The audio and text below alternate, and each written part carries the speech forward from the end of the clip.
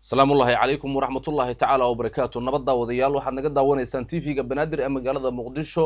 waxaad daawaneysaan barnaamijka xogta wararka qodobada aad ku daawan doontaan maanta hadii ay baqadarana waxa kamid ah sidee looga iiday magaalada Muqdisho ee caasimada dalka munaasabada Ciid al-Adha sidoo kale waxaad barnaamijkeena ku daawan doontaan arrimaha doorashooyinka ee wadanka Mareykanka iyo afka Soomaaliga oo la sheegay in uu noqday caan sidoo kale waxaad barnaamijkeena maanta aanu ku lafaguri doonaa xaaladda xajka sida looga ciiday sanadkan arrimahaas iyo arrimo kale oo qarsoon iyo wixii kale aan ugu soo kornay ayaad barnaamijkeena ku daawan doontaan subaxan waxa soo saaray Maxamed Xasan aniga Cabdiqaadir Holac ayaa halkan idin kala socodsiinaya waa mar kale iyo xogta wararka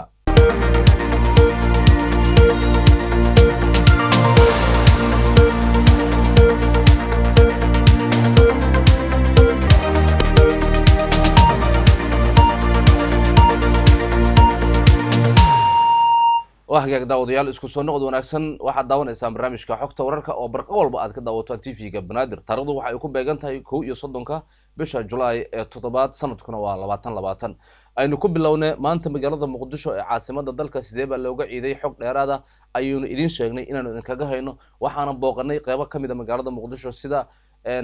xerada weyn ee Dar es Salaam oo inta badan dadka Muqdisho ku dhaqan ay u dalxiis tagaan sidoo kale madaxweynaha xukuumadda Soomaaliya Maxamed Cabdullaahi Farmaajo waxa uu ka hamliyay munaasabada Ciid al-Adha waxaad daawadyaal qaybihii dhexe ee barnaamijkeena ayaynu ku jirnaa ee xogta wararka TV-ga Banaadir ee Muqdisho waad ka daawanaysaan iminka aynu eegno Sacuudiga iyo sida xajka loo gudanayo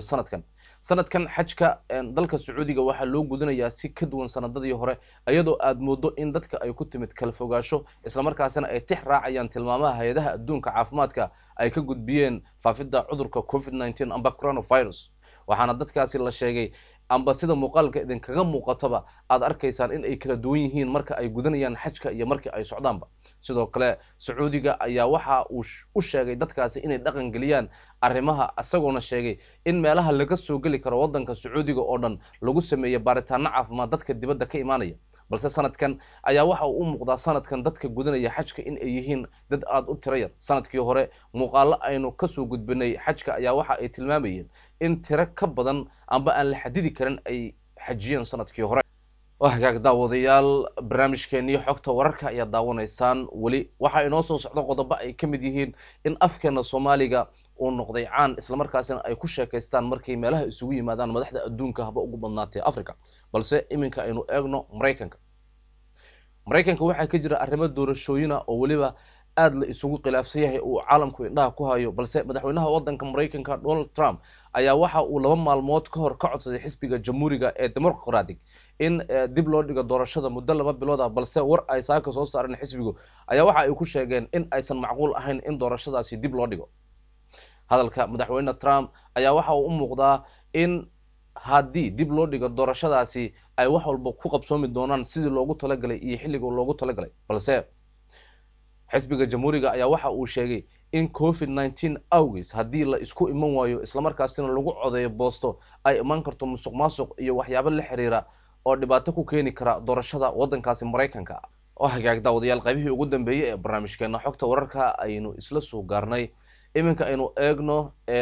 arrinta ku saabsan afka Soomaaliga oo la sheegay inuu noqday caan waxaynu ku soo qaadan doonaa muuqaal arrintaasi ku saabsan oo aynu ka hayno mid kamid ah senatarada wadankaasi Kenya aqalka sare kamid ah waxaana lagu magacaabaa Wetangula Moses waxaana uu sheegay in uu la kulmay senatar ka soo jeeda gobolka waqooyi bari ee wadankaasi Kenya asagoo sheegay in mararka qaarkood uu kula sheekaysto afka Soomaaliga wuxuuna sheegay in afka Soomaaliga meelo fara badan oo ka tirsan adduunka oo uu tagay in uu ka noqday caan isla markaasina ay jecel yihiin dadka kale ajnabiga ah in ay ku hadlaan afkan balse ugu dambeyntii wuxuu Wetangula tilmaamay amba farta ku goday in afka Soomaaliga uu yahay mid aan loo baran karin si fudud guud ahaan barnaamijkeena xogta wararka qodobkaasi ayaa ugu dambeeyay intaan kulmi doono berito le kan mid la mid waxaan idinkaga tegaynaa sidaas iyo nabadgelyo